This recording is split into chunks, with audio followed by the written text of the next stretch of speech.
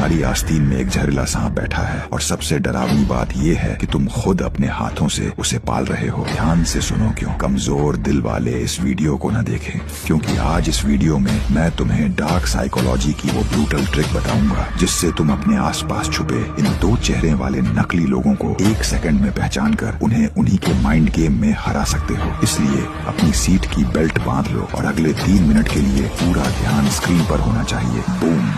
जो नकली इंसान होता है वो तुम्हारे सामने तो सबसे अच्छा इंसान बन जाता है और तुम्हारी पीठ पीछे तुम्हारा दुश्मन। ऐसे इंसान को हम डार्क साइकोलॉजी में कवर्ट मैनिपुलेटर्स कहते हैं। ये वो लोग हैं जो सामने से तुम्हारा अपना बनने की एक्टिंग करते हैं पर पीठ पीछे तुम्हारी इज्जत का तमाशा बनाते हैं। इनकी सबसे बड़ी ट्रिक ये है कि ये कभी सामने से दुश्मनी नहीं निकालते। भरी महफिल में ये तुम्हें कोई चुभती हुई बात बोलेंगे और जब तुम बुरा मानोगे तो बहुत मासूमियत से कहेंगे, अरे यार मैं तो बस मजाक कर रहा था। अगर आपको इनकी असलियत देखनी है तो